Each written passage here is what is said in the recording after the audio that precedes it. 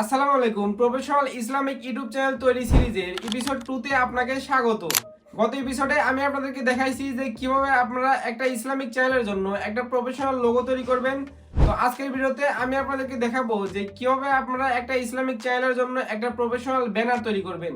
একটা ইউটিউব চ্যানেলের ব্যানার কিন্তু ওই চ্যানেলের ব্র্যান্ডিং এর বিষয়ে কিন্তু অনেকটাই কাজ করে, কারণ আপনার চ্যানেলে যখন একটা অডিয়েন্স ঢোকে তখন কিন্তু সর্বপ্রথম আপনার চ্যানেলের লোগো এবং ব্যানারটা কিন্তু আগে দেখে, তারপরে কিন্তু সে সাবস্ক্রাইব করবে কি করবে না এটা সে চিন্তা ভাবনা করে।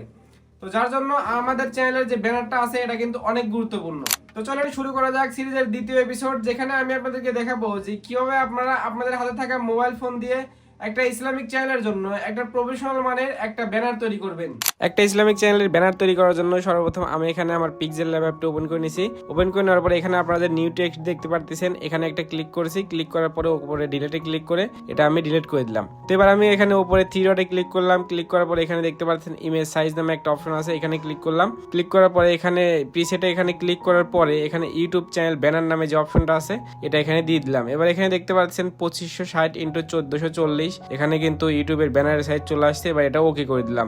ওকে করার পরে এখানে নিচে আপনারা 5টা অপশন দেখতে পাচ্ছেন। আমি এখানে 4 নম্বরে চলে আসলাম। আসার পরে এখানে কালারে চলে আসলাম। আসার পরে এখান থেকে আমি কালো রং এটা আমি ব্যাকগ্রাউন্ডে দিয়ে দিলাম। দিয়ে দেওয়ার পরে এবার এখানে আমি উপরে প্লাস অপশনে ক্লিক করলাম। এরপরে ফ্রম গ্যালারি থেকে আমার গ্যালারি থেকে এখানে আমি একটা ছবি এখানে আমি দিয়ে দিচ্ছি, এখানে দেখতে পারতেছেন। এটাই মূলত ইউটিউবের ব্যানারের মাপ, মানে এই মাঝখানে কিন্তু এইগুলো বসাতে হবে। তো আপনাদেরকে আমি সবকিছু দেখাচ্ছি। এরপরে আমি এখানে মাঝখানে ক্লিক করে এখানে রিসাইজ রিলেটেড সাইজ যেটা আছে এটা আমি এখানে সমান করে দিলাম। দেওয়ার পরে এবার এটাকে দেখতে পাচ্ছেন ব্যাকগ্রাউন্ড কালারটা আমি এখানে সাদা করে দিলাম, না হলে কিন্তু এটা দেখা যাচ্ছিল না। তো এরপরে আমি এখানে যে ছবিটা দিছি ওটা এখানে লক করে দিছি। লক করে দেওয়ার পরে এবার এখানে আপনারা দেখতে পাচ্ছেন এরকম হয়েছে। তো এবার আমি এখানে কি করতেছি, আমি এখানে উপরে প্লাস অপশনে একটা ক্লিক করে দিচ্ছি। প্লাস অপশনে ক্লিক করার পরে এখানে ফ্রম গ্যালারিতে ক্লিক করে দিলাম। এবার এখান থেকে একটা আমি যে ছবিটা দিয়ে আমি মূলত এই ব্যানারটা তৈরি করব ওই পিএনজিটা আমি এখানে অ্যাড করে দিলাম। এখানে আপনারা দেখতে পাচ্ছেন। তো এই পিএনজিটা দিয়েই মূলত আমি এখানে ব্যানারটা তৈরি করব। তো আমি এখানে পিএনজিটাকে একটু ছোট করে দিচ্ছি। ছোট করে আমি এখানে সাইজে এখানে দেখেন বসায় দিচ্ছি এক সাইডে। আপনারা সুন্দরভাবে এটাকে একদম সাইজ মতো আপনারা এখানে বসিয়ে দিবেন। আমি দেখেন পিএনজিটার উপর একবার ক্লিক করলাম। ক্লিক করার পরে এখানে মাঝখানে আসলাম। আসার পরে এখানে পজিশনের একটা অপশন আছে, এখান থেকে আমি সুন্দরভাবে এটাকে এদিক ওইদিক কিন্তু সরাইতে পারবো। তো আপনারা এরকম করে এখানে বসায় দিবেন। বসায় দেওয়ার পরে এবার আমি এখানে টেক্সটে চলে আসলাম। এরপরে নিউ টেক্সটে এখানে আমি এটা ডিলিট করে দিচ্ছি। ডিলিট করে দেওয়ার পরে এবার আমি এখানে লিখে দিচ্ছি যে তাওহীদের পথে। তো আমি এখানে প্রথমে তাওহীদের এটা আমি লিখে দিলাম। তো পথেটা আমি কিন্তু পরে লিখবো, মানে তাওহীদের এটাকে শুধু আমি টেক্সটের সব কাজ করে এবার আমি পথের ওইটা শুধু কপি করে দিলে কিন্তু হয়ে গেল। তো এবার আমি এখানে টেক্সটের উপর একবার ক্লিক করলাম। ক্লিক করার পর এখানে ডান দিকে আসতেছি এবং এখানে ফন্টে চলে আসলাম এবং মাই ফন্ট থেকে আমার একটা ফন্ট আমি এখানে অ্যাড করে দিয়েছি, এখানে দেখতে পারতেছেন। এবার আমি এখানে কি করতেছি, ডান দিকে চলে আসলাম একটু। আসার পরে এবার এখানে আপনারা কালার নামে একটা অপশন দেখতে পারতেছেন। তো আমি এখানে কালার একটা ক্লিক করলাম। এরপর এখানে গ্রেডিয়েন্টে ক্লিক করে এখান থেকে আমি গ্রেডিয়েন্ট একটা রং এখানে দিয়ে দিছি হলুদ। তো এরপরে আমি এখানে 3D টেক্সট নামে এখানে একটা অপশন দেখতে পাচ্ছেন, এখানে আসলাম এবং এটাকে আমি ইনেবল করে দিলাম। ইনেবল করে দেওয়ার পরে এখানে নিচে আপনারা কালার নামে একটা অপশন দেখতে পারবেন, কালারে ক্লিক করলাম এবং এখান থেকে কালো সাদা অনেক রকম আছে, আমি এখানে কালো রাখছি। তো এরপরে এখানে 3D শ্যাডো আছে, এটাও আমি এখানে ইনেবল করে দিলাম। এখানে আপনারা এটা ইনেবল করে দেবেন। এরপরে এখানে রিফ্লেকশন আছে, রিফ্লেকশনটাও আমি এখানে ইনেবল করে দিলাম। রিফ্লেকশনটা ইনেবল করলে এখানে আপনারা দেখতেই পারতেছেন যে টেক্সটের নিচে কিন্তু রিফ্লেকশন হচ্ছে। তো এবার আমি এখানে এটাকে ডুপ্লিকেট করলাম। ডুপ্লিকেট করে এবার আমি এখানে এটাকে পথে লিখে দেবো, যেহেতু চ্যানেলের নাম তাওহীদের পথে, যার জন্য এখানে কিন্তু আমি পথে লিখে দিচ্ছি তাওহীদের। এটা আমি ডিলিট করে দিলাম, তাহলে কিন্তু আমার এক্সট্রা করে কিন্তু টেক্সটার ইফেক্ট বা ওইগুলো কিন্তু দিতে হচ্ছে না। এখানে একই সাইজের কিন্তু দুইটা টেক্সটই কিন্তু থাকলো, যার জন্য কিন্তু এটা অনেক ভালো হবে। এবার আমি এখানে যে টেক্সটটা এখানে কপি করছি ওটাতে ক্লিক করলাম। ক্লিক করার পরে এখানে নিচে থেকে আমি কালারে চলে আসলাম।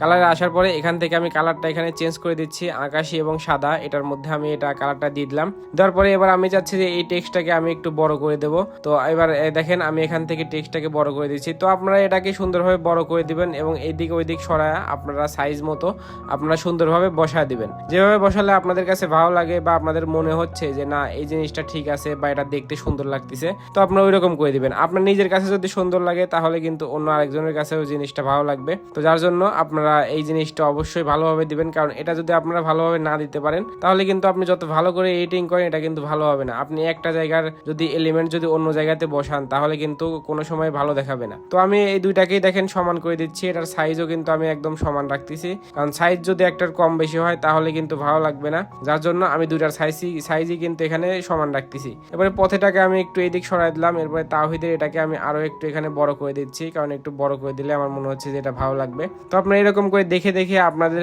যেটা ভালো লাগে, আপনাদের যদি মনে হয় যে একটা একটু ছোট করলে ভালো হবে বা একটু বড় করলে ভালো হবে, আপনারা ওইগুলা করবেন।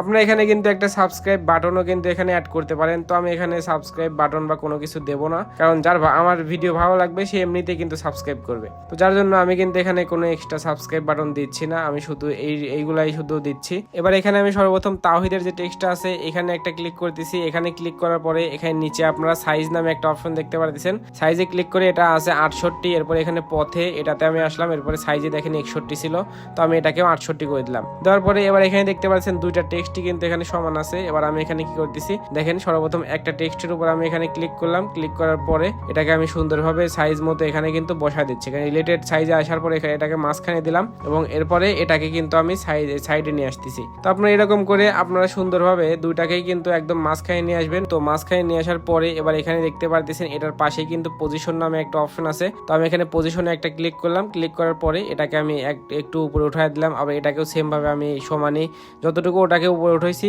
এটাকেও আমি ততটুকু উপরে উঠাই দিলাম। এবার দেখতে পারতেছেন আমার এটা কিন্তু প্রায় রেডি হয়ে গেছে। এবার আমি এখানে ব্যাকগ্রাউন্ডের রংটা আমি এখানে চেঞ্জ করে দিচ্ছি।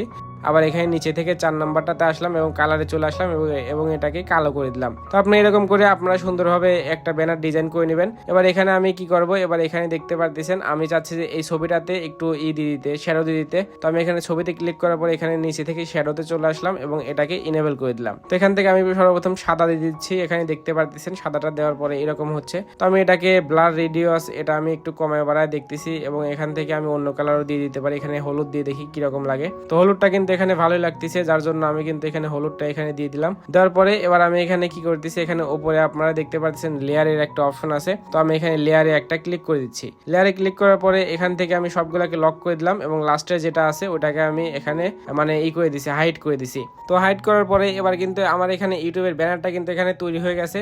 তো এটাকে সেভ করার জন্য আমি এখানে উপরে ফাইলে ক্লিক করলাম, এরপরে সেভ অ্যাজ ইমেজে ক্লিক করলাম, এরপরে এখানে কাস্টমে ক্লিক করে এখানে আলট্রা করে দিলাম। এরপরে এখানে দেখতে পাচ্ছেন সেভ টু গ্যালারি নামে একটা অপশন আছে, এখানে ক্লিক করে দিলাম। এবার এটা দেখতে পাচ্ছেন লোডিং হচ্ছে, লোডিং হওয়ার পরে এটা কিন্তু আমার ফোনে সেভ হয়ে গেছে।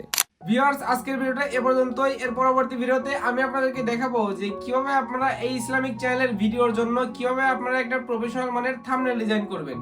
তো এই ভিডিওগুলো দেখার জন্য অবশ্যই চ্যানেলটি সাবস্ক্রাইব করে রাখুন, আর আজকের ভিডিওটা কিরকম লাগছে এটা অবশ্যই কমেন্টে জানাবেন। দেখা হচ্ছে পরবর্তী ভিডিওতে। আল্লাহ হাফেজ।